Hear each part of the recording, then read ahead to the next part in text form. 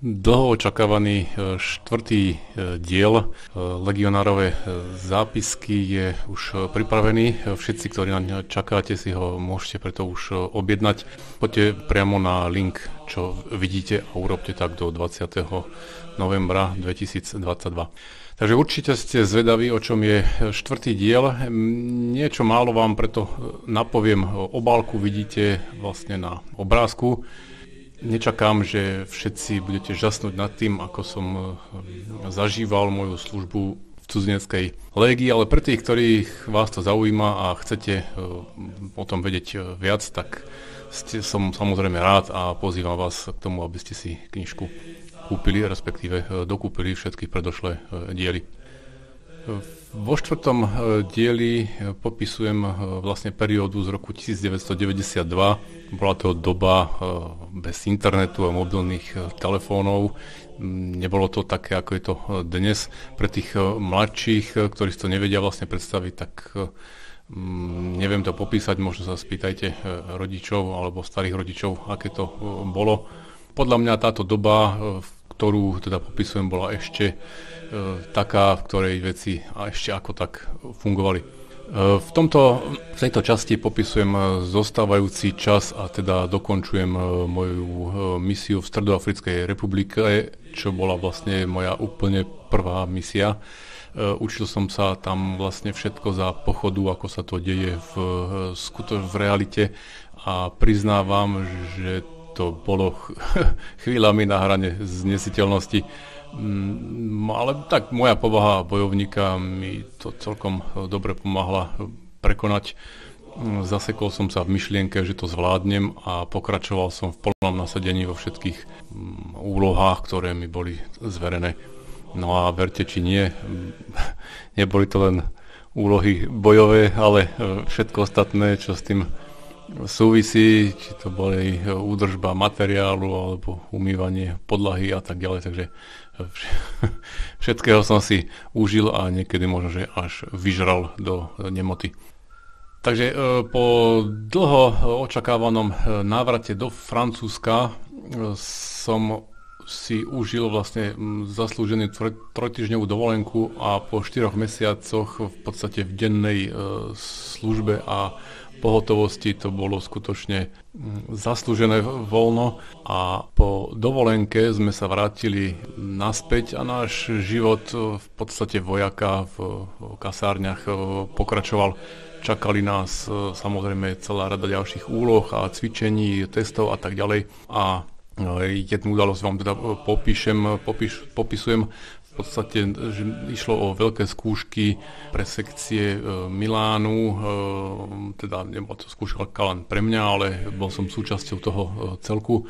Takže celá sekcia sme boli terčom pozornosti hodnotiacej nejakej komisie, nazvem to, kde sme boli testovaní, čo sa týka bojových zručností v našej špecializácii.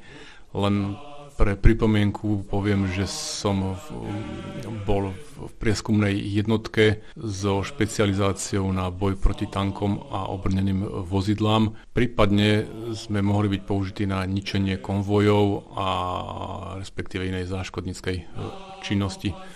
Ďalšia vec bola tá, že sme patrili k tým najlepším v rámci celého Francúzska, a ako skoro bol som takmer vrcholový športovec, by som povedal, tak viem, aké je ťažké obhájiť titul, alebo aspoň aké je veľmi ťažké udržať sa na špičke. Preto mi táto výzva celkom sa mi teda, že pozdávala, a samozrejme, že som si to počas toho konkrétneho aktu poriadne vyžral svoju dávku bolesti, únavy, potu a strachu, aby som uspel na mojej úrovni strelca a tak ďalej za to, čo ja budem hodnotený. Takže popisujem jedno samozrejme z mnohých cvičení Milánu, ale toto bolo celkom partikulárne. Veľmi sa na to spomínam, pretože som nikdy dovtedy žiadne také veci nerobil pred vysoko postavenými šaržami, generáli a ja neviem, čo tam všetko bolo.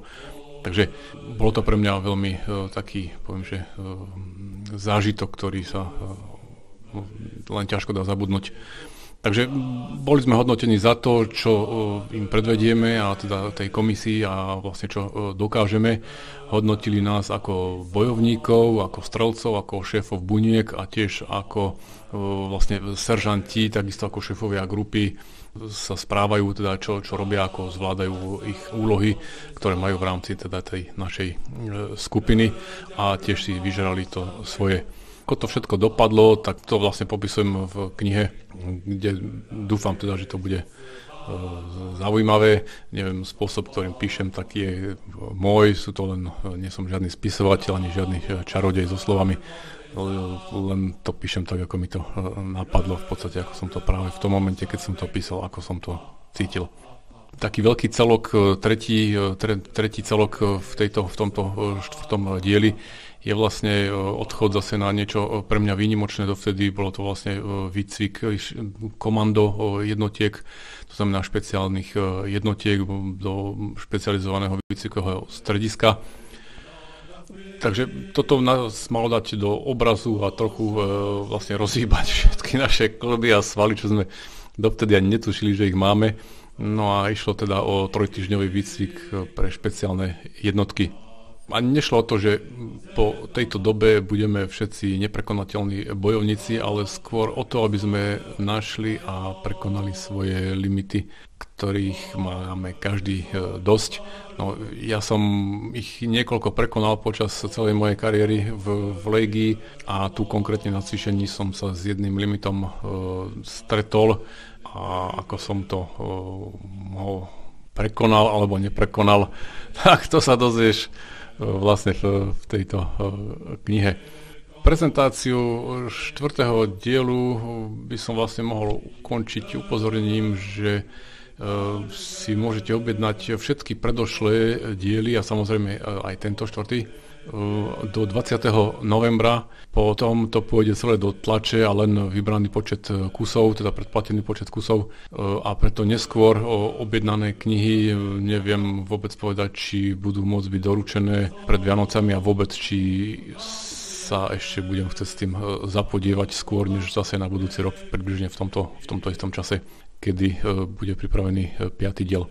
Ešte pripomínam, že si môžete teda vlastne doobjednať tie predošlé diely na linku, ktorý vidíte napísaný na obrázku stále. Je tam 1., 2. alebo aj 3. diel a stále platí to isté, že pôjdu do tlače až po uzávierke objednávok a bude to jednorazová akcia. Možno potom ešte na Infovojne sa bude dať kúpiť, neviem koľko vytlačkov tam si ponechajú, takže to uvidíme, ale bude lepšie, keď si ich predobjednáte. Prečo je toto dielo moje len na objednávku? Ide hlavne o to, že som sa tak rozhodol, v podstate bolo to spontánne rozhodnutie začať písať niečo o tom, čo som zažil. Mnoho ľudí sa ma na to pýtalo, chceli rôzne veci, no a ja som si tak povedal, že dobre, tak to urobím. No a nie som žiadny ani spisovateľ, ani žiadne nič takéto, nemusím si vymýšľať príbehy na to, aby boli atraktívne. Takže v podstate to, čo píšem, som videl, si to pamätám takto a je tam dávka proste mojej človeka, mojej osobnosti, taký, aký som bol vtedy. Snažím sa to teda písať v tom čase a s tým myslením, aké som mal vtedy, tak, ktoré nemá nič spoločné, alebo len už dosť málo s tým, aký som vlastne dnes po tých rokoch. No a poďalšie, je to vlastne pre mňa neúnosné, aby som dal pretláčať 4 diely a držať sklad a tak ďalej.